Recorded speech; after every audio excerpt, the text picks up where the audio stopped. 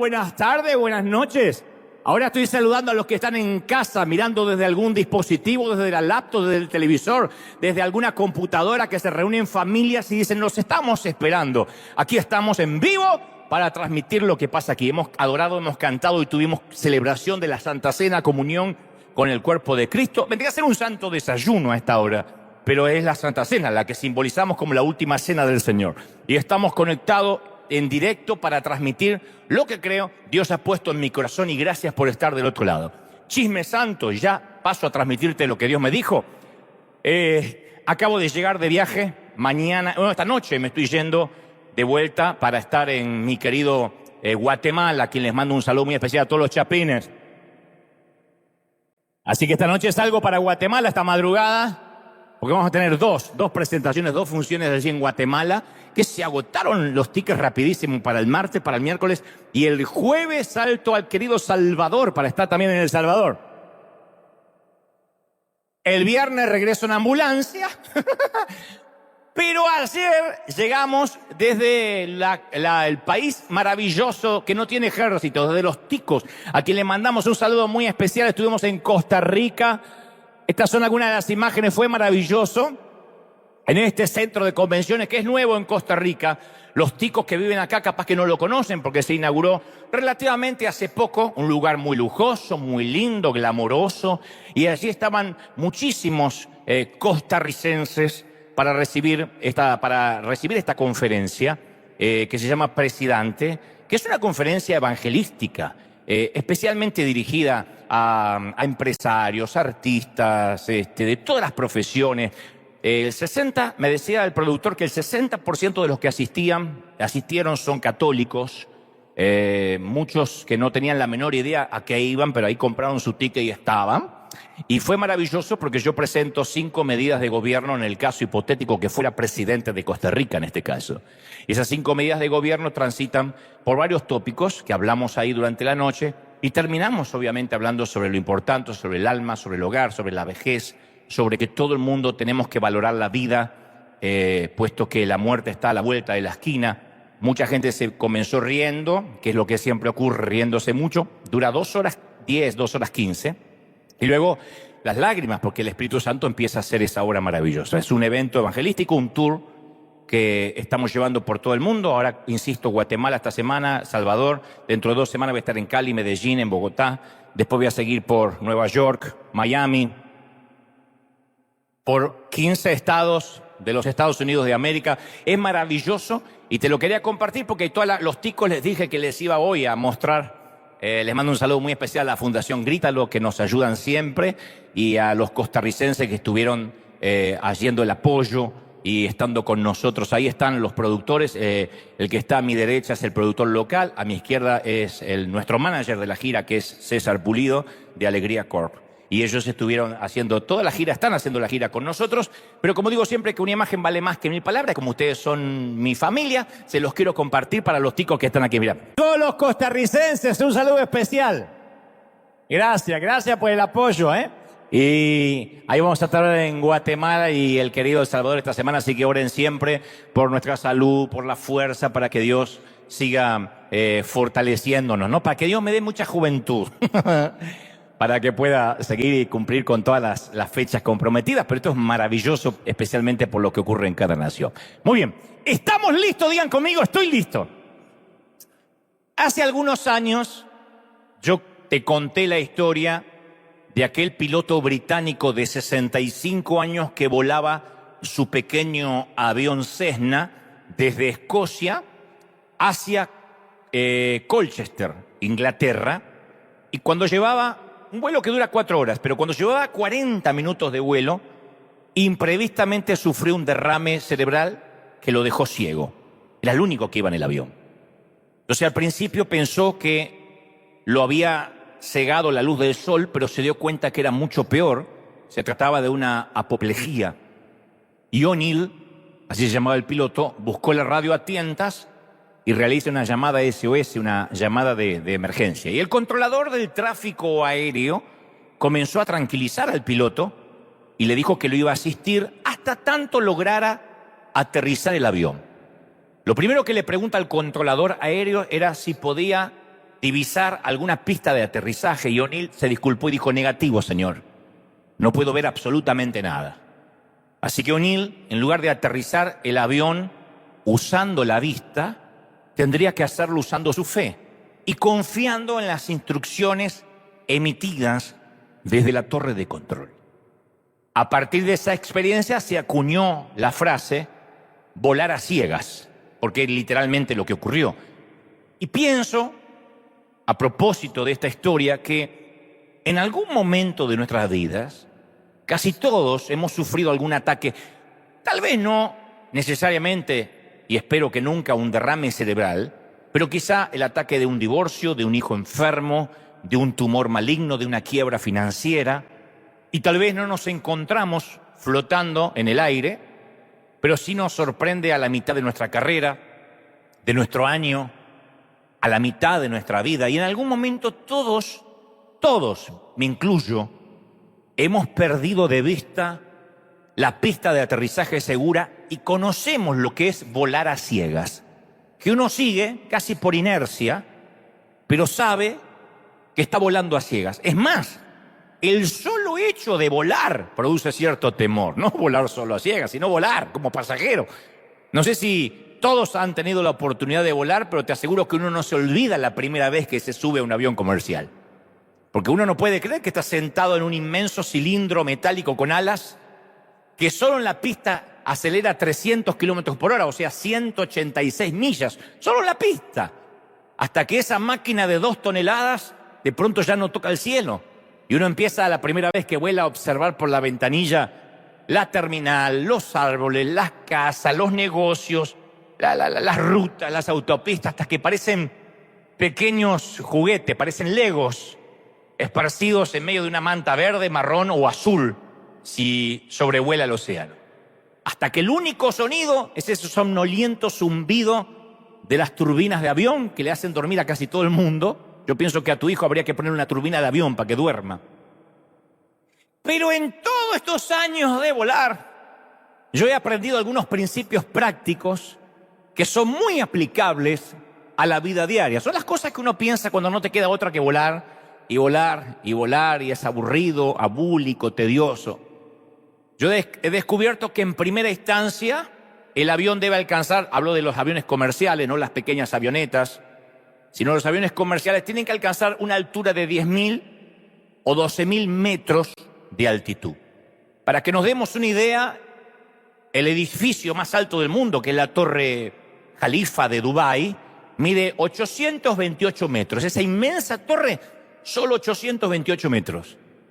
La montaña más alta, más imponente del mundo, el Everest, casi llega a los 8.900 metros. Todavía no alcanza la altura crucero, la altitud de crucero del avión.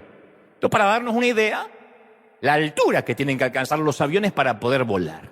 Pero la siguiente pregunta, o la pregunta clave es, ¿qué necesidad hay de tener que llevar el avión a esa altura particular? Y hay 3 causas, de las cuales después se devienen estos principios prácticos, entre otras cosas. Hay 3 causas que tienen que ver con los factores que más preocupan a las compañías aéreas, que es ganancias y seguridad. La primera razón es ganancias, es económica. Cada metro que ascendemos desde la superficie, la capa de aire es más delgada, o sea, hay menos oxígeno. Entre los 10.000 y los 12.000 metros, en la franja llamada altitud de crucero, los aviones se enfrentan a una menor resistencia de aire, porque el aire es más delgado, y pueden, por ende, volar más rápido y, por ende, consumir menos combustible. Cuanto más ahorren, todos hacen mejor negocio. Avianca celebra. Saludo a Avianca, que pronto voy a volar con ellos, no quiero que me pase nada. La segunda razón se relaciona con la seguridad, o más bien con la tranquilidad de los pasajeros a bordo, porque la mayoría de los fenómenos atmosféricos, lluvias, relámpagos, vientos, granizo, nubes densas, se dan en la troposfera, que es la capa atmosférica que va desde la superficie hasta aproximadamente los 10.900 metros. Arriba de eso no llueve, arriba de eso no hay nieve, arriba de eso no hay tormentas. Entonces, si bien un avión puede atravesar un momento tormentoso y lidiar con vientos, a nadie le gustan las turbulencias. Y aparte complican las operaciones. Cuando hay turbulencia en un avión, yo no he visto a nadie ateo. Cuando el avión se mueve demasiado. Por eso es la mejor prevención, dicen los pilotos, es esquivar las malas jugadas del clima y volar por encima de ellos. De allí la altitud de crucero. Además, a esa altura tampoco hay aves que puedan impactar en el avión, que es un problema común en los despegues y los aterrizajes que pueden causar accidentes. Si se mete una paloma en la turbina, aborta un despegue. Históricamente, una vez, una paloma se metió en el avión presidencial de los Estados Unidos cuando Bush volaba y todos decían, los primeros memes del momento fueron, increíblemente, el avión del país más poderoso del mundo fue vencido por una paloma. Una paloma en la turbina y el avión tuvo que parar.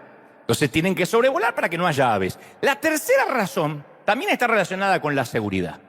En caso de alguna falla en el aire, los pilotos tienen un margen de tiempo para solucionarlo. Si un avión volara solo a 1000 metros del suelo y sus motores se detuvieran, el impacto sería inmediato. En cambio, a 10.000 metros, los pilotos pueden hasta lograr que el avión planee con los motores apagados hasta 100 o 150 kilómetros más. Nadie quiere vivir eso, yo los veo con la carita de decir, no, que no planee. Pero bueno, hay más posibilidades allá arriba. Y por otra parte, en el caso de la despresurización repentina, si estamos a la altura de crucero, el pasajero tiene entre 7 a 10 segundos antes que le haga efecto la hipoxia, que es la falta de oxígeno al cerebro. Por eso las máscaras de oxígeno tienen una autonomía de 15 minutos, nada más, que según los estándares de seguridad es lo suficiente para resolver la emergencia, debido a que están volando a 10.000 o 12.000 metros de altura. Si estuvieran volando más bajo, no se salva nadie. Ustedes dirán, ¿y para qué toda esta información? ¡Para que vuelen felices!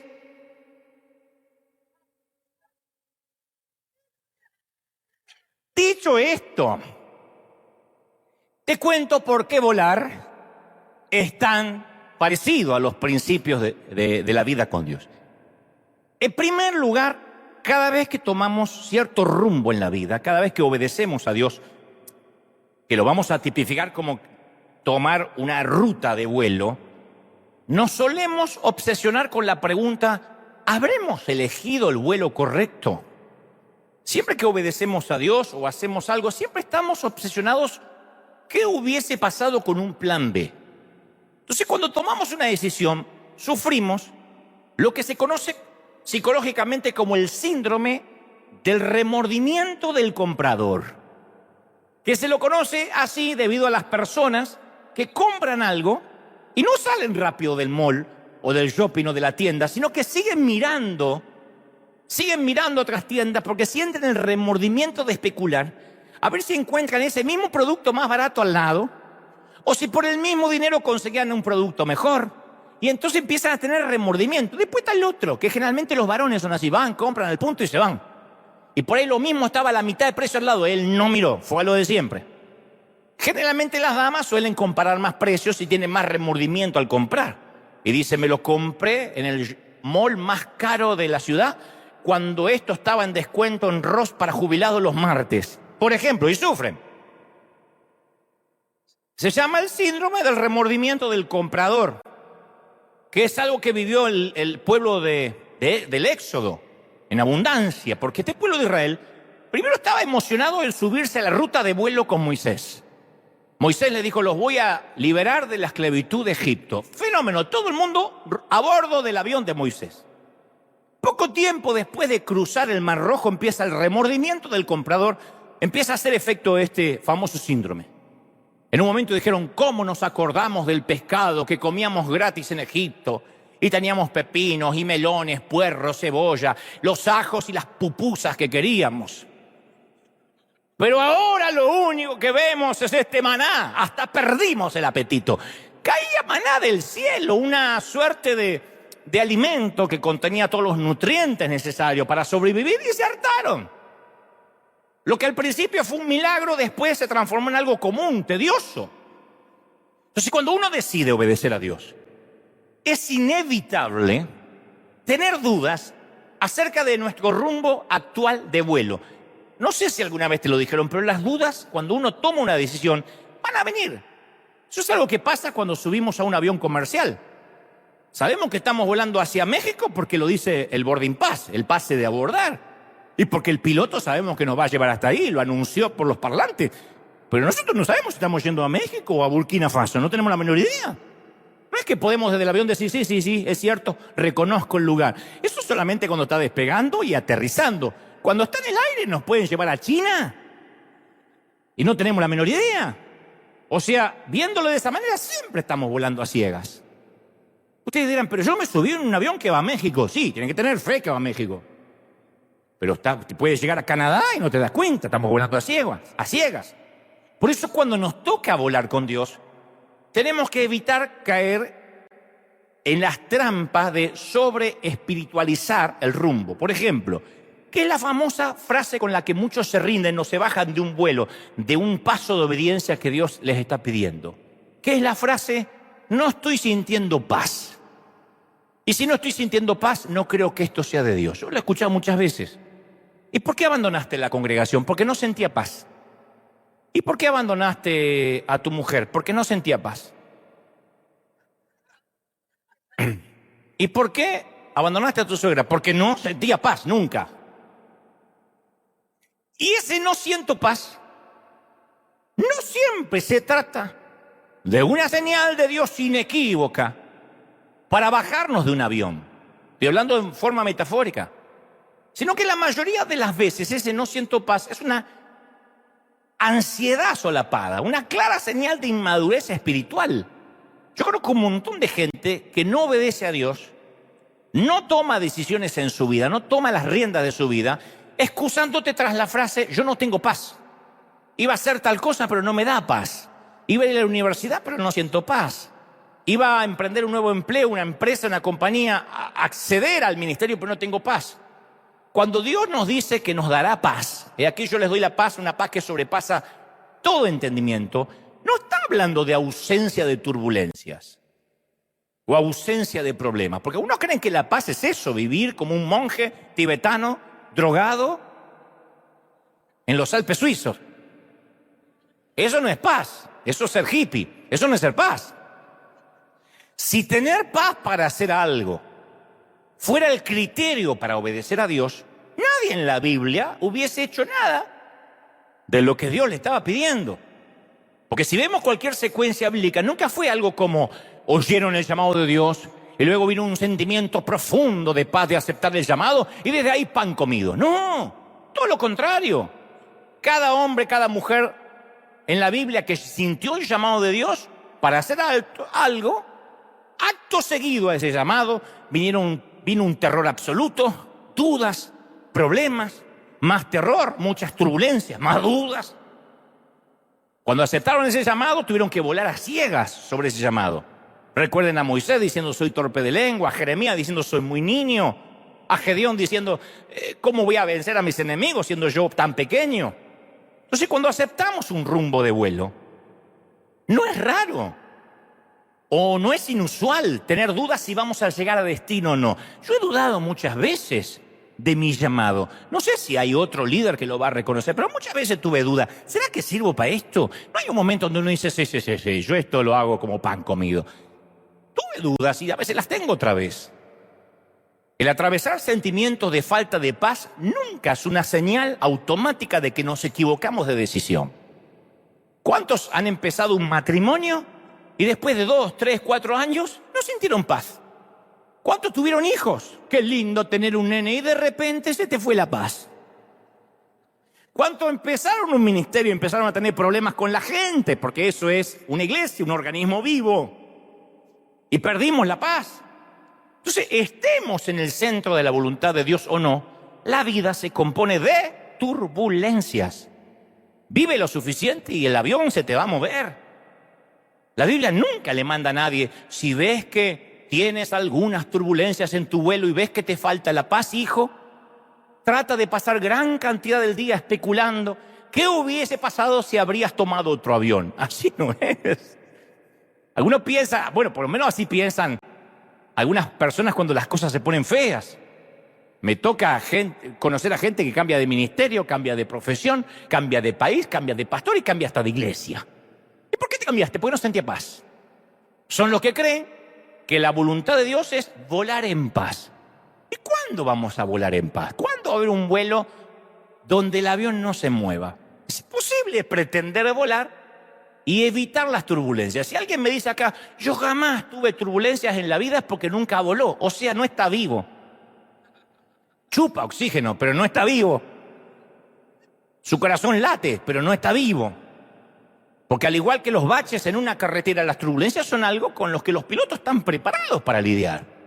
Entonces, cuando logramos entender que las crisis, las adversidades, las turbulencias son parte del proceso, el zarandeo es parte del proceso, nadie me dice amén, pero es parte del proceso, nos vamos a dar cuenta que ese proceso es una oportunidad para que tengamos que volar más alto, que es lo que los pilotos hacen cuando las cosas se ponen feas, cuando dicen, estamos atravesando un frente de tormenta, eleva la altitud de vuelo, vuela más alto, porque trata de esquivar la tormenta, trata de subir a más de 12.000 pies de altura, porque el aire es más delgado, insisto, de igual modo la cabina está presurizada, pero evita los movimientos, hay que aguantarse nomás el proceso de subir. Yo hace poco leía que los jugadores de fútbol de Brasil, voy a decir algo de Brasil, saludo a todos los queridos brasileños, entrenan siempre en condiciones muy difíciles. Yo no sabía que las canchas de entrenamiento de Brasil no son llanas y distan mucho de ser ideales las condiciones de los estadios en las cuales entrenan. Y esto lo hacen de manera intencional, por mucho que los jugadores de Brasil se vengan quejando hace años. Dicen que no es cuestión de presupuesto o que no haya recursos o estadios mejores disponibles. De hecho, Brasil es el equipo que más veces ganó la Copa Mundial de la FIFA en 5 conquistas. Y yo leía que un exitoso entrenador de fútbol de Brasil opinaba que el método de entrenamiento se debía a que si estos jóvenes jugadores podían jugar en campos irregulares, entonces tenían muchas posibilidades de ser los mejores en campos bien nivelados. Pero tenían que entrenarse duramente. Si estos pueden hacer una práctica sin tomar agua durante toda una tarde bajo el calor del sol, en campos, insisto, irregulares, pueden convertirse en los mejores del mundo profesionales bajo luces artificiales. Entrenar en estos campos difíciles los prepara para las grandes ligas. Y una de las maneras en que Dios nos entrena es poniéndonos en un campo irregular. Las turbulencias de la vida, mi querido, mi querida, son intencionales. Si tu suegra está viendo en casa, es permitido por Dios. Pero fuera de broma, son intencionales. Si queremos ser líderes, nos va a tocar, si queremos estar algún día en autoridad, nos va a tocar una buena temporada bajo un pastor rígido, bajo un líder difícil. Si queremos tener nuestra propia compañía, nos tiene que tocar una temporada bajo un jefe complicado. O rodearnos de compañeros de mal carácter si es que queremos tratar con gente. ¿De qué otra manera Dios nos va a entrenar? Los que se rajan cuando las cosas se ponen turbulentas están condenados al fracaso. Cuando se empieza a mover el avión, se rajan para su tierra, es porque no quieren soportar el entrenamiento y no están preparados para jugar en las grandes ligas. Siempre que alguien me dice que tiene un llamado a servir o un llamado a emprender una empresa o a emprender lo que sea, yo le pregunto en qué situación está en la actualidad. Porque el llamado no es un escape de la situación actual necesariamente. No es como yo, ahora estoy bajo muchas turbulencias, es porque Dios me está llamando. La verdadera prueba del liderazgo no es cuando sentimos que las cosas son favorables. Es cómo reaccionamos cuando las cosas están saliendo mal. Eso es un líder, eso es un piloto de tormenta. Los pilotos de tormenta, ¿cuándo se ven? Durante la pandemia, durante una peste, durante una guerra. Ahí se ve el piloto de tormenta, cómo reacciona cuando las cosas se ponen feas. Entonces, ¿qué es la vida? La actitud que tenemos cuando hay turbulencias. Ahí salta lo mejor o lo peor de nosotros. Ponme a un líder o a una líder bajo presión y lo que salga de ahí, yo te voy a decir cuál es su corazón, cuál es su esencia. Cuando las cosas no marchan como nosotros esperamos, entonces empezamos a llegar a la conclusión de que este vuelo no es de Dios. No, no debe ser de Dios este vuelo porque tengo complicaciones. Y bienvenido a la vida real.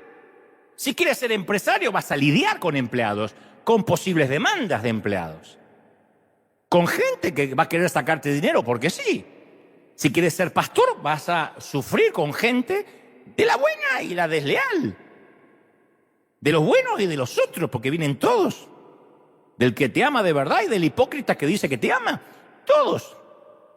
Si quieres emprender una familia, vas a lidiar con la responsabilidad. Y vas a tener que ir a trabajar aunque no tengas ganas, y vas a tener que ser padre cuando se te vayan las ganas de ser padre.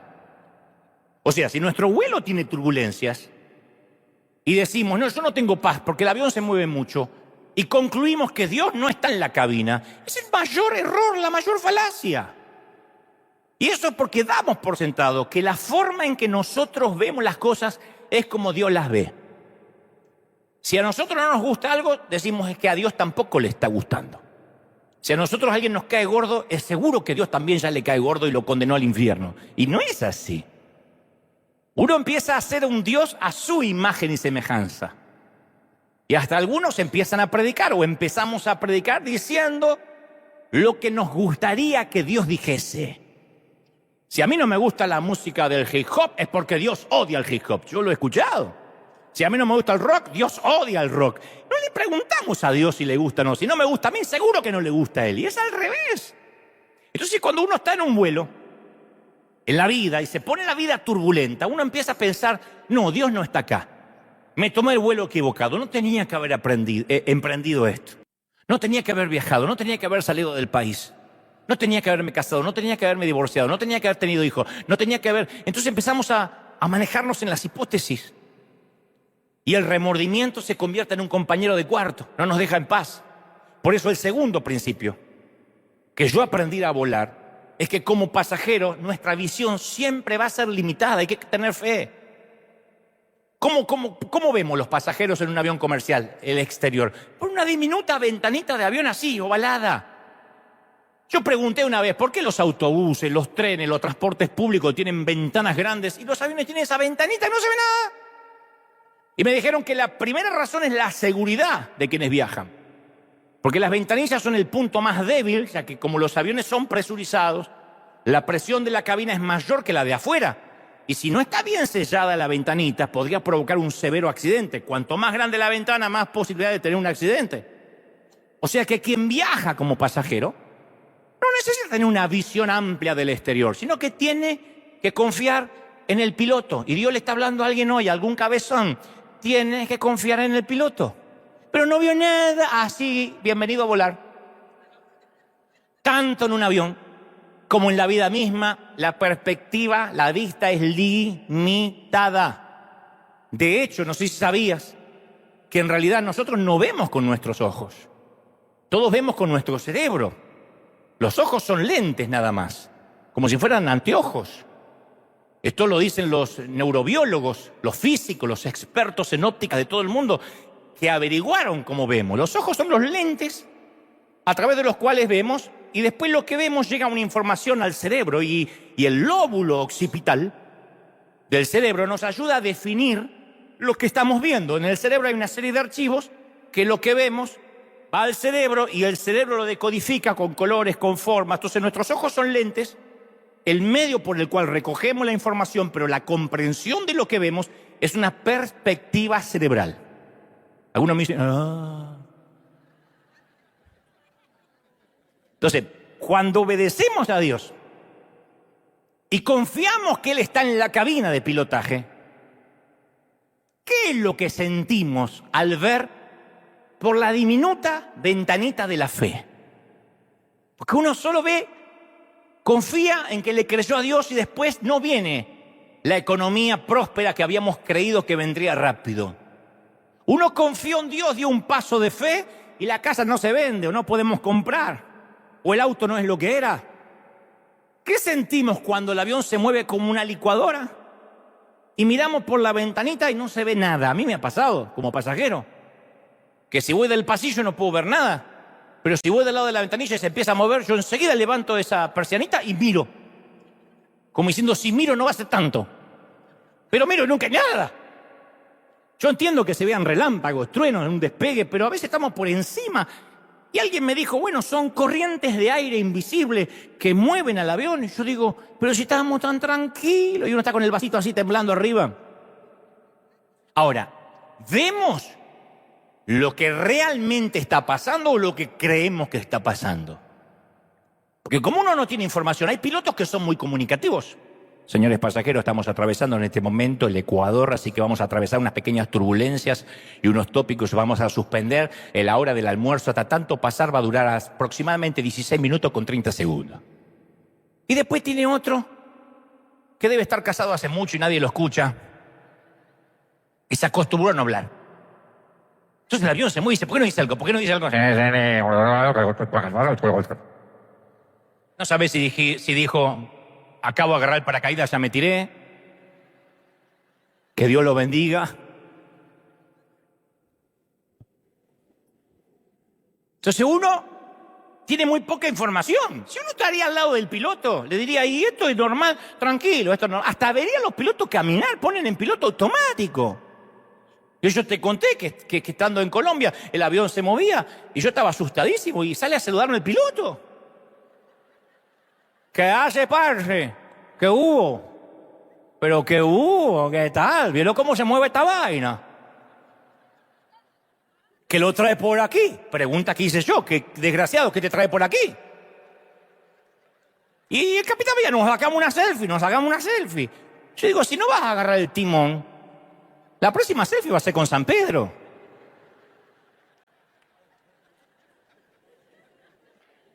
Porque uno no tiene la información que tiene el piloto.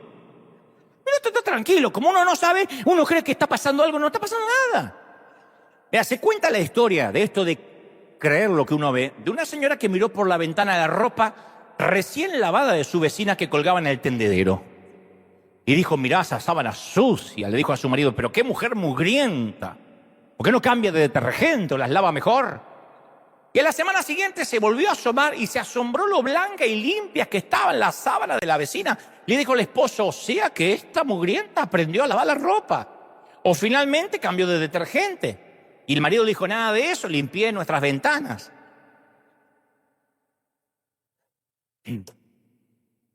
Entonces, si lo que creemos que vemos es nuestra óptica cerebral, siempre vamos a creer que estamos en el avión equivocado. Si nuestras ventanas están mugrientas, todo se va a ver mal. Como aquel abuelo cuyo nieto le untó queso en los bigotes mientras dormía la siesta y apenas se despertó, el abuelo dijo, esta casa apesta a queso. Y luego salió afuera y dijo, ¿qué casa? El mundo apesta a queso podrido. Pero estaba en sus bigotes. Entonces, la decisión más importante de toda nuestra vida es la decisión de seguir a Jesucristo. Esta es la decisión más importante. Pero la más importante después de esa es la actitud con la cual vamos a seguirlo. ¿Con qué actitud? Y la actitud con la que decidimos obedecer a Dios va a determinar la manera en que vamos a ver la turbulencia por nuestra ventana. Si tu actitud es equivocada, cualquier turbulencia va a hacer que te quieras bajar del avión. Cualquier movimiento mínimo va a ser excusa para decir cambio de avión, esto no es de Dios. Muchas veces la única diferencia entre ver una turbulencia como un ataque diabólico o parte del entrenamiento divino es nuestra actitud. No siempre es el diablo. Pobre diablo, le echan más culpa de la que tiene. El diablo movió el avión. No, el diablo no lo está moviendo, es parte del entrenamiento. Pero si tenemos ese sistema de creencias, que un vuelo de Dios es un vuelo en lo que nosotros vemos como un vuelo en paz, sin complicaciones, cada vez que el viento nos sacuda, vamos a estar dudando si estamos haciendo lo correcto. Servir a Dios es tratar con gente. ¿Y cómo somos las personas? Complicadas. Tratar con gente, lo saben los que tienen un restaurante, una tienda, es complicado. Hay gente con buen humor y hay gente de la otra. Hay gente maltratadora que es maltratada en la casa y como no puede catalizar todo lo que siente, viene y maltrata al que lo atiende. O maltrata al mesero, como dije la semana pasada. o maltrata al ujier, o al de seguridad, o al pastor. ¿Por qué? Porque tiene que desquitarse con alguien. Porque toda la semana le ponen un pie encima, entonces viene a la iglesia y ve que hay otras ovejas y pone el pie también a ver qué se siente. Entonces uno dice, estoy sirviendo al Señor y recibí maltrato y nadie me agradece. Yo no sé si esto es de Dios. ¿Cómo no va a ser de Dios? Es turbulencias. Nunca nos tenemos que olvidar que si Dios está en la cabina, parte de nuestro vuelo va a ser a ciegas y en fe. Es fe. Uno diezma y no es automático. El Señor no es una máquina tragamonedas. Tin, tin, tin, te aparece la cereza y viene la bendición. A veces hay que sembrar y sembrar y sembrar y sembrar en fe. Y la cosecha en algún momento te empieza a alcanzar porque Dios no es deudor de nadie. ¿Sí? ¿Pero qué? No podemos ser tan torpes de querer pactar con Dios. No se puede. ¿Hay alguien que le pueda decir a Dios cuándo, cómo debe hacer las cosas? No. Entonces hay cosas que uno hace en fe, en obediencia. Como dije la semana pasada, las mamis y los papis que crían hijos, y ese hijo todavía no te da ninguna satisfacción. ¿Qué hay más egoísta que un hijo adolescente que no produce, que no trabaja, que solo está haciendo el colegio? Que come como un dinosaurio, se come todo lo que hay en la nevera, se come todo lo que hay en la despensa y si te descuidas puede ser un caníbal que te empieza a comer las extremidades durante la noche. No produce, no genera, gasta. Le compra los zapatitos y la pata de noche hace y crece. No hay zapato que le alcance. Los útiles del año pasado ya no le sirven, la computadora la rompió, la camiseta le queda cortita acá. Es Hulk. Y gasta, y gasta, y gasta. ¿Y cuándo vemos los frutos? ¿Cuándo vamos a decir, ay, este hijo me dio tanta satisfacción y ahora no? En la etapa que consume, que absorbe, que chupa, que drena, vampiriza. ¿Y qué hacemos? ¿Qué hacen las mamás? Vuelan a ciegas y en fe. Sembrando y sembrando y sembrando para poner un hombre, un adulto de bien en la sociedad el día de mañana. Sembrando y sembrando y sembrando y corrigiendo y corrigiendo y corrigiendo y enderezando y corrigiendo y enderezando. Como cuando uno planta una huerta y espera y siembra y pone fertilizantes y espera. Uno tiene que volar a ciegas. La vida es volando a ciegas. Entonces el tercer principio que yo he aprendido acerca de volar es que si te subes al avión, lo puedes sufrir o disfrutar. No va a cambiar el rumbo del vuelo. Yo a veces veo a algunos que tienen cara de estreñidos de vientre durante todo el vuelo. Por ahí están aguantando los gases, que dice que pasa mucho en los vuelos. Pero por ahí están asustados. Entonces depende de nosotros con qué actitud vamos a volar en la vida. Yo nunca escuché a un entrenador de fútbol que le diga a su equipo que salgan a la cancha y den el 90%. Den el 90%, den el 80%. No, siempre es el 100%. Yo no me imagino un gran líder parado ante un equipo diciendo, ahora vayan y entreguen casi todo lo que tienen.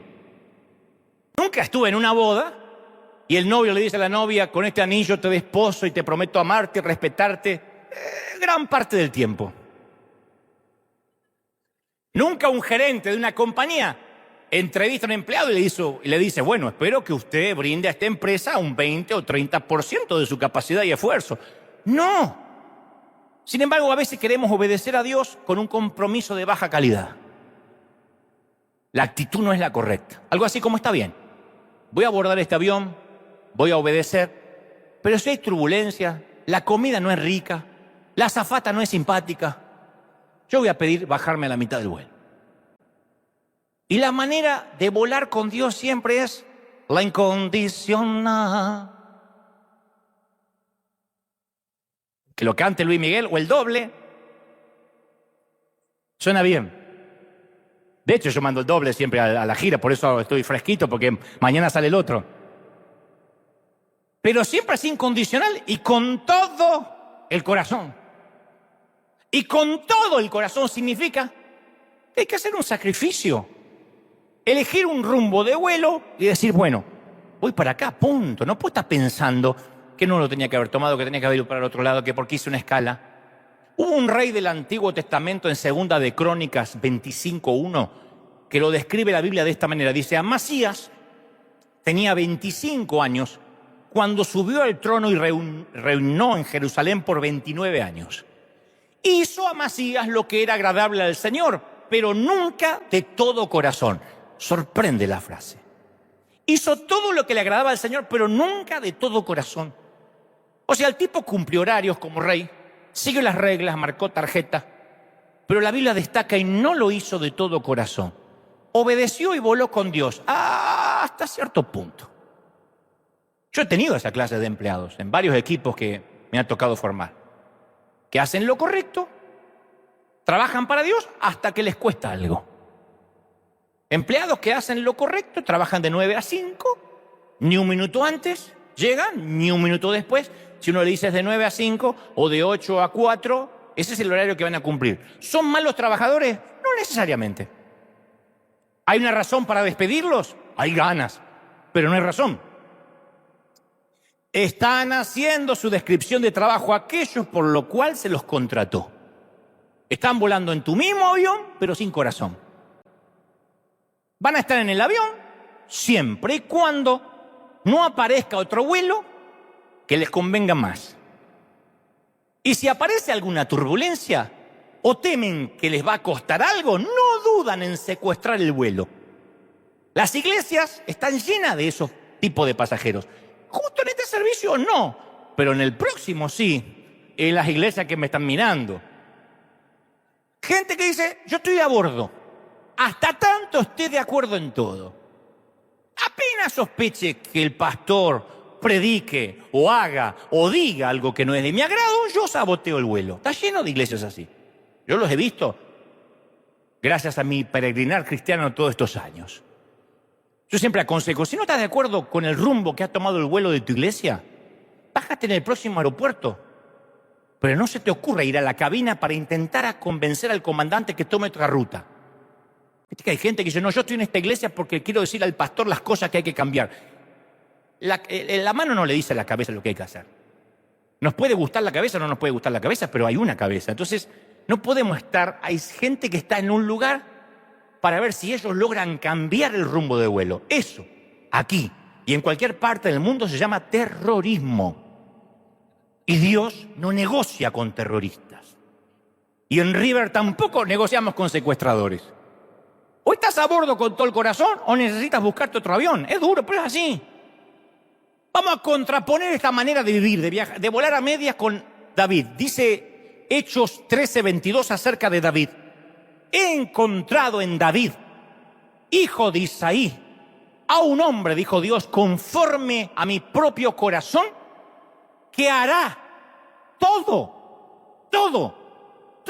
lo que yo quiero que haga. No algunas cosas. David era un hombre conforme al corazón de Dios y da la explicación el Señor, porque hará todo lo que yo quiero que haga, es obediente. Uno profundiza en la historia de David y es confuso, porque David es culpable de adulterio, de encubrimiento, de asesinato. Como marido es un desastre, como padre es peor. Pero Dios dice, me fascina que él me obedece. Toda su vida está impregnada por la presencia de Dios. Sirve y ama a Dios y cuando mete la pata y caramba que la mete, se arrepiente y quiere volar con Dios. David no juega a medias tintas. David no está esperando que si hay movimiento se baja. A mí me ha tocado lidiar con personas que volaban conmigo, pero no tenían su corazón en el mismo avión. Y es algo frustrante. Si alguien tiene empleados en su compañía que sospechas que no tienen el corazón en tu compañía, mi consejo aquí en los Estados Unidos, que se puede hacer de manera legal, el viernes a las 5:01 dile, I'm so sorry, te vamos a dejar ir. ¿Viste que el gringo te dice, te vamos a dejar ir? No, pero que yo no me quiero ir, pero te vamos a dejar ir. ¿Y cómo hago con el mortgage? Ahí se dice, I'm sorry. ¿Y con mis hijos? I'm so sorry. ¿Y con mis nietos? Security, please. Pero hay que dejarlos libres porque aparentemente están sentados en el asiento de los pasajeros, comen los mismos alimentos que el resto. De hecho, parece que viajan en la misma dirección, pero sabotean la visión. Murmuran respecto a la manera en que el piloto conduce el avión, a la manera en que la nave se mueve. Son la gente que en congregaciones no ofrendan, no siembran, se comen todos los recursos. Eso sí, ¿qué hay? ¿Qué más regalan? De estos juguitos de Santa Cena no hay más para llevar algo.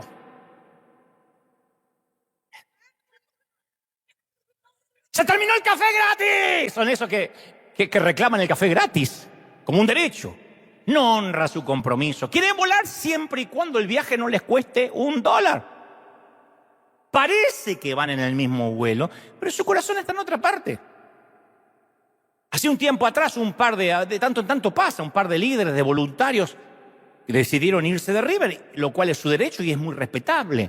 Pero lo más triste es cuando me dicen, nos vamos porque hace más de 2 años que nuestro corazón ya no está aquí. Hace 2 años que vengo orando. 2 años volando en un vuelo equivocado. ¿De verdad?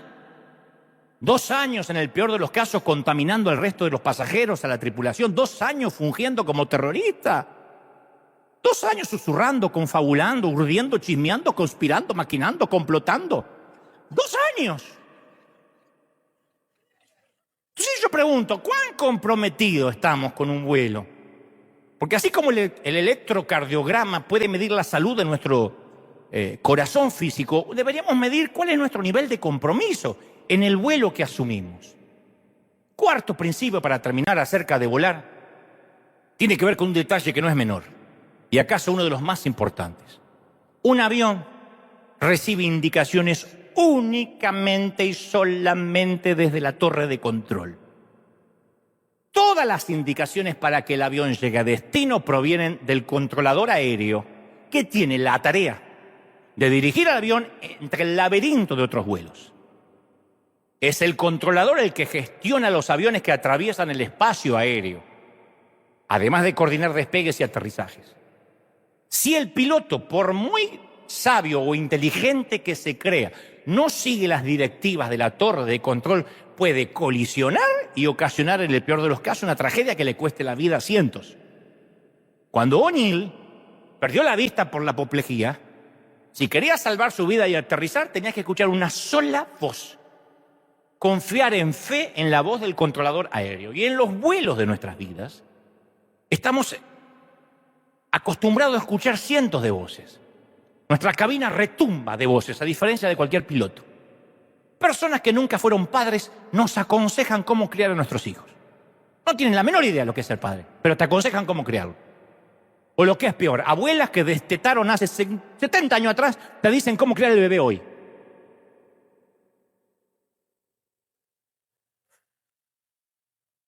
Lo tienes que dejar desabrigado, porque si no se puede morir. No, abrígalo como un musulmán, porque si no... Pero cambió tanta la pediatría en los años que ellas tuvieron un hijo. Cuando tuvieron un hijo, ella, recién Dios estaba haciendo la luz. Entonces, ¿cómo pueden opinar? Pero te dicen cómo lo tienes que criar. Y si no, te ponen jeta. Matrimonios que viven en hipocresía, que no se soportan el uno al otro, te dicen cómo debería ser tu matrimonio. Usted le ve mal a su esposo. Tiene una cara de amargada la que te lo dice. Pastores que nunca en su vida han agarrado una pala, nunca han trabajado secularmente, nos dicen que tenemos que trabajar y diezmar. Predicadores que nunca, jamás fueron pastores de una iglesia, escriben libros, dan conferencias de cómo pastorear una iglesia. A mí me sorprende. Van de iglesia en iglesia dando consejos cómo pastorear y en la vida tuvieron que cuidar una oveja. Gente ociosa que merodea las redes, que nunca le predicó al vecino, nos da consejos sobre qué temas deberíamos predicar. Pastor, ¿cuándo va a hablar del ataque de los ovnis a Perú? ¿De verdad?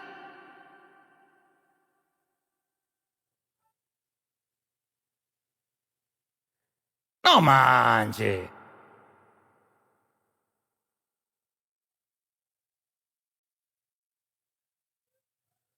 Personas que ponen centavitos en la ofrenda en la iglesia local nos dan consejos dónde deberíamos enviar el dinero. No veo que sigan mandando al África. Condenado no le das a la vieja de al lado, quiere que mandemos al África.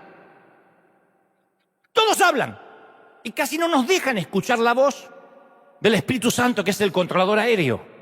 Entonces, cuando aprendemos a filtrar esas voces innecesarias, ociosas, es cuando recién vamos a hacer silencio para poder escuchar la voz que realmente importa. A mismísimo Jesús le gritaban 2 tipos de voces. De repente le decían que lo iban a coronar. Hosana al que viene en el nombre del Señor. Más tarde, pocas horas después, pedían que lo crucificaran, la misma gente. Entonces, en nuestra vida siempre vamos a volar a través de opiniones opuestas. Esas son las peores turbulencias. de una misma película, de un mismo jugador de fútbol, de un mismo presidente, de un mismo pastor, siempre vamos a escuchar dos voces. Alguien va a decir, pero qué lindo que predica Dante. Y otro va a decir, yo no lo soporto a ese argentino petulante. Pero qué buen presidente Bukele, es un dictador, dice el otro. De lo mismo. Pero qué buen jugador, Messi, en el Inter de Miami cualquiera juega, dice el otro. Entonces, el secreto para alcanzar el destino es escuchar la voz del controlador aéreo, porque las muchas voces siempre contaminan el destino. Cuando en los Estados Unidos, le cuento a la gente de otras partes del mundo, te invitan para ser parte de un jurado, hay ciertos casos muy susceptibles en los que el juez requiere la total objetividad de los miembros del jurado. De manera que mientras que dura el juicio, los hospedan en un hotel con vigilancia, les quitan el celular, cualquier conexión a internet, a los medios de comunicación, incluso no pueden hablar con sus seres queridos mientras que el juicio está en curso. Y esto se debe a que cualquier conexión con el mundo externo, cualquier voz fuera del recinto judicial, cualquier una opinión de la prensa o de los seres queridos que no sea la opinión del abogado, del fiscal y las pruebas ofrecidas, podría contaminar el veredicto final. Entonces los que están en el jurado no pueden escuchar a la señora que se quedó en la casa. A mí me parece que Johnny Depp es culpable. Ay, le veo una cara de degenerado. Eso no sirve, te contamina. No tiene las pruebas, no sabe lo que está hablando, está opinando porque lo ve en la tele, pero contamina al que tiene que dar un veredicto. Y de ese veredicto depende la libertad o la prisión del que está en el banquillo.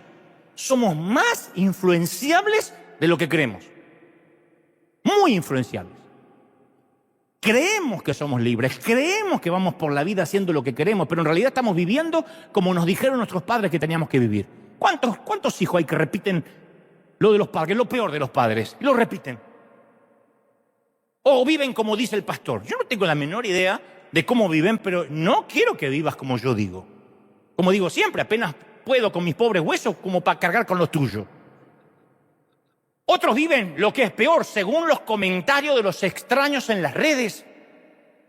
Alguien te puso, estás más gorda o me parece, y está destruido. ¿Por quién? O lo que opina nuestra comadre. Por eso digo, cuando obedecemos a Dios, quienes más opinan de nuestro rumbo de vuelo, a veces es ese serpentario constituido por gente que nunca se atrevería a volar. Son los que ignoran la belleza del huerto, pero se obsesionan con el agujero de la manzana.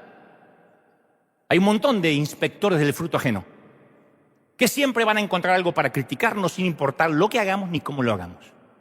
Son las voces que nunca se han subido a un avión, pero son aquellos que van al aeropuerto con una sillita plegable a ver despegar aviones. Eso es lo que opinan. Es la colección de espectadores que creen saber lo que deberíamos hacer, cómo deberíamos hacerlo, y el gran problema es que por lo general no saben nada acerca de volar. Al igual que un fanático de fútbol que grita, que insulta y nunca tocó una pelota de fútbol. O el conductor que nunca tocó un volante e intenta corregir al conductor. Entonces esas personas no tienen credibilidad o autoridad para opinar acerca de nuestras vidas. Y tienen tiempo de opinar porque no están volando. De hecho, les da pánico subirse a un avión. No corren los riesgos que tú corriste. No corren los riesgos que nosotros corrimos. Y Proverbios 15:2 dice, la lengua de los sabios adornará la sabiduría, mas la boca de los necios hablará sandeces. Ya el Señor lo profetizó. Y dice que no nos gastemos en darle explicaciones a los que no vuelan, porque en Proverbios 23:9 dice, no hables a los oídos del necio porque menospreciará la prudencia de tus razones. O sea, no discutas con burros, aunque sean parlantes. Hay una sola voz que tenemos que oír si no queremos perdernos. Por eso los hombres, cuando vamos conduciendo el auto y nos perdemos, ¿qué es lo primero que hacemos? Apagamos la radio o bajamos la música.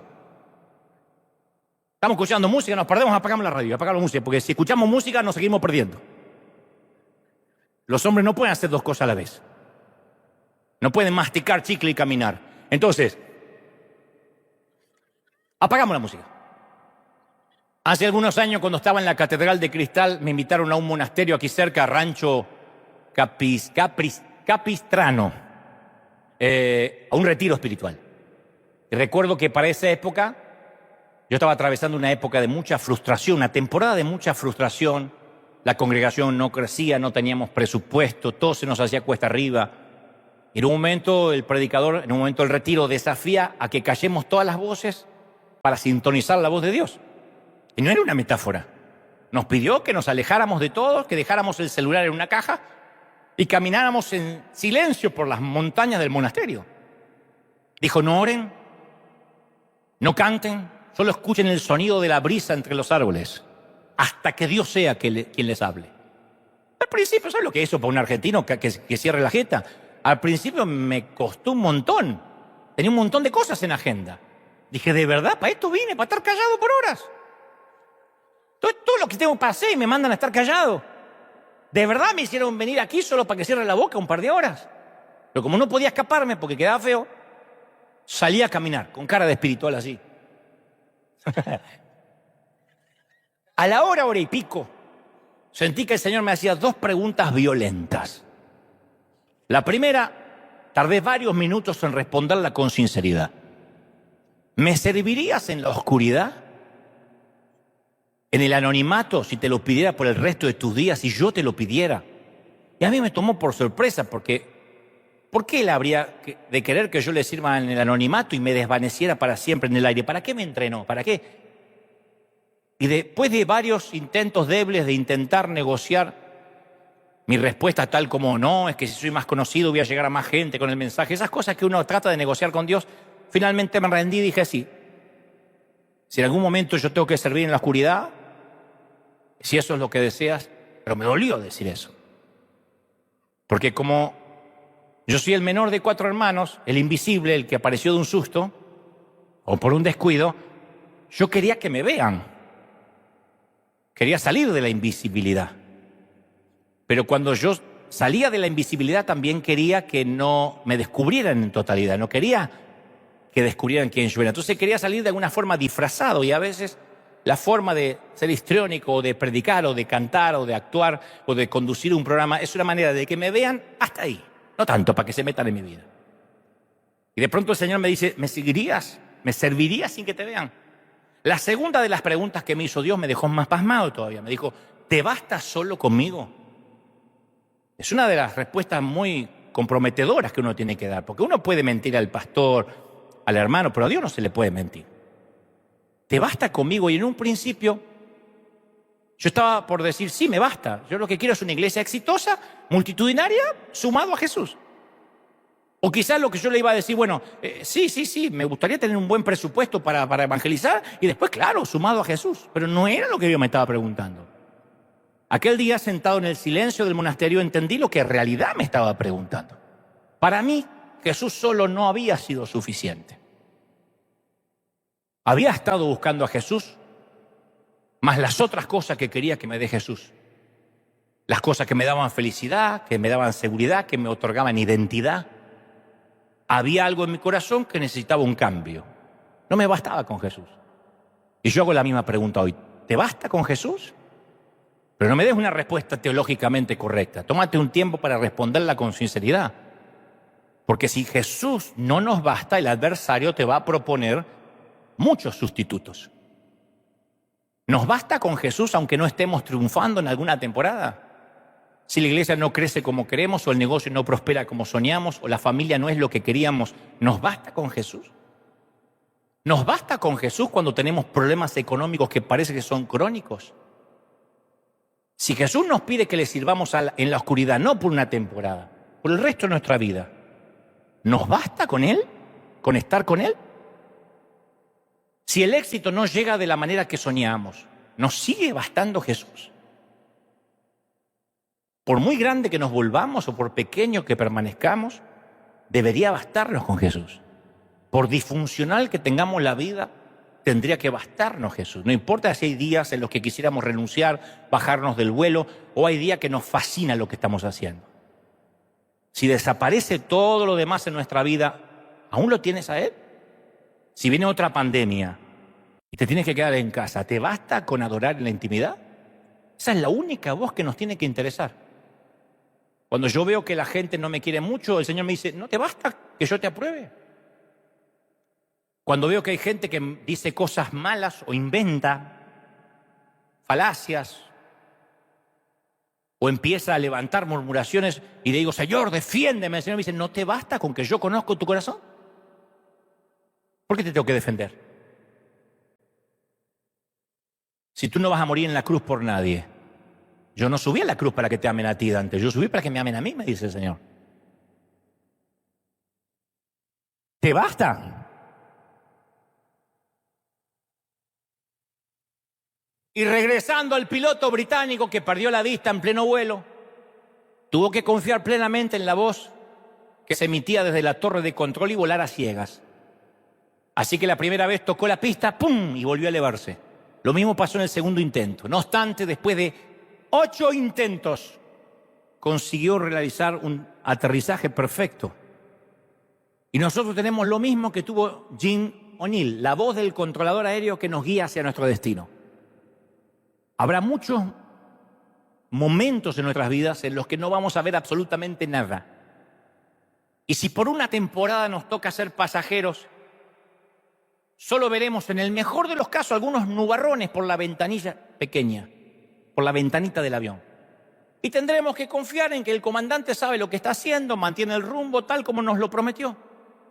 En otras temporadas quizás nos toque ser parte de la cabina de la tripulación, conduciendo un ministerio, una familia, una compañía, liderando un equipo.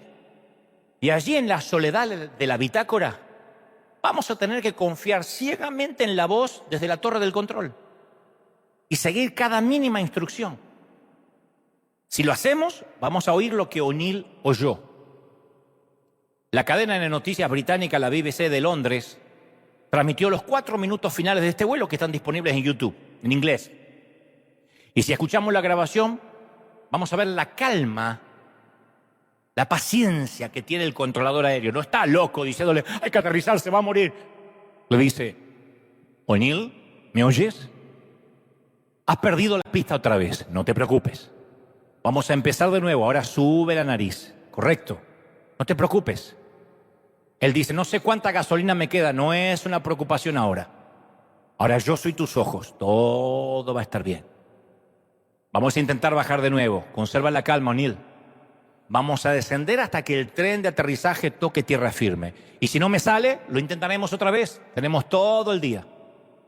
Solo escúchame con atención y ambos nos iremos a casa. Y hasta que por fin se escucha, Jim, ya puedes aterrizar. Que Dios nos dé la gracia y la fe para volar cada día confiando en que finalmente llegue el día en que escuchemos esa misma frase de los labios del Señor. Imagina el día en que te va a decir, bien hecho, siervo fiel, bienvenido a casa, buen vuelo, ya puedes aterrizar. Fascinante, ¿no? Vamos a darle un aplauso grande al Señor de señores por este vuelo maravilloso que es la vida. Una vez que te pones de pie, aplaude conmigo para que se sume la gente del resto del mundo. Vamos a celebrar por este gran vuelo. Bendita vida, bendito vuelo, aleluya. En casa celebra el Rey porque nos permite volar. Bienvenido a casa, nos dirá el Señor. ¡Uy! ¡Impresionante! Me gustaría orar. Sé que hay mucha gente en la casa que está recibiendo al Señor en su corazón y me encantaría que todos repitamos juntos. Di conmigo, Señor Jesús, entra en mi corazón, perdona mis pecados. Fuerte, anota mi nombre en el libro de la vida. Quiero volar contigo hasta el fin de mis días. Amén. Levanta las manos ahora todos, vamos a orar. Padre, he transmitido a estos tus tripulantes, tus pasajeros, los que creo me has dicho que diga y has puesto en mi corazón. He hablado al intelecto, que es donde yo apenas puedo llegar. Pero sé que mientras tanto, como hemos hecho un equipo todos estos años, tú has llegado al corazón, al espíritu donde yo no puedo llegar. Has operado quirúrgicamente y te has metido en los tuétanos. Y has hablado y has sanado corazones. Y hay gente que ya no podía más. Y tú le estás diciendo, continúa, yo estoy en el control. Otros están en la bitácora conduciendo una familia, una empresa, una iglesia, aquí y en cualquier parte del mundo. El Señor me dice que te diga: no te entregues, no te rindas. Aún todavía seguimos en la frecuencia del Espíritu Santo, en la frecuencia de vuelo. Continúa por la ruta, no te entregues. Y también es una exhortación a los que no pusieron todo su corazón en la iglesia que Dios los plantó. Estamos hablando de iglesias de todo el mundo, gente que se congrega en distintas partes. Y Dios me dice: donde está tu tesoro está tu corazón, y viceversa. Pon tu corazón, no secuestres el vuelo. Tú no estás para cambiar ninguna cabeza. No funciona así. A menos que tú seas la cabeza, tú estás para dar tu corazón, tu entrega total. Y dile: Señor, hasta tanto tú me cambies la asignación, esta será mi iglesia, este será mi pastor. Ese es un compromiso que haces no con el hombre, sino con Dios. Y entonces tendrás más ganas de sembrar, de ofrendar, de servir, porque Dios bendecirá tu actitud y tu excelencia y tu entrega, y honrará el compromiso. Levanta las manos y dile: Señor, gracias por esta palabra, porque estás sanando, estás restaurando corazones aquí y en el resto del mundo. Porque empieza una nueva temporada, porque este agosto, este mes de liberación, es un mes donde los cielos se abren para aquellos que no veían nada más que nubarrones. Aquellos que veían tormentas. El Señor dice: cuando pases por las aguas no te anegarán, cuando pases por el fuego no te quemarás, ni la llama arderá en ti. Cuando las turbulencias acechen tu aeronave, confía en el piloto, en la voz del Espíritu Santo desde la torre de control. Yo estoy contigo, no te entregues. Vamos, levanta las manos, adora, dile: Señor, perdóname por haber dudado. Perdóname por secuestrar algún vuelo. Perdóname por haberme comportado como un secuestrador aéreo, por sabotear tu visión. Ayúdame a entender, a comprender, a plantarme en propósito. A plantarme en un sitio con propósito, con determinación, con un destino claro. Yo, Señor, proclamo que nuestro destino, conforme el Espíritu Santo lo ha dado, se cumplirá. No nos moveremos ni a derecha ni a izquierda de ese GPS, de ese GPS que nos conduce a la tierra que tú nos dijiste. Hemos hecho eso en River desde hace años y lo seguiremos haciendo, en el caso mío, mientras que esté al timón de esta nave insignia. Seguir las instrucciones de la torre de control. No cambiar lo que no debe ser cambiado y mutar cuando tú quieras que mutemos. Confiamos en ti. Sabemos que conduces nuestra vida, nuestra iglesia, nuestra mente, nuestras compañías, nuestra familia. Padre, toma el control de todo. Y perdona si dudamos, perdona si nos entregamos, perdona si nos rendimos. Gracias, Señor, por este momento. Levanta las manos al cielo y dile: gracias por esta palabra. Señor Jesús, yo bendigo a estos tus hijos para que agosto termine en mayor bendición todavía, para que los últimos meses del año sean de bendición, de gloria, sean de multiplicación. Yo creo que los mejores días están por delante y proclamo bendición en el cuerpo, en el alma y en el espíritu, en toda la familia. Amén, amén y amén. Seas bendito, seas bendecido. Se nos fue la hora, gente. Todo el mundo, chao. Dios te bendiga en cualquier parte del mundo. Chao.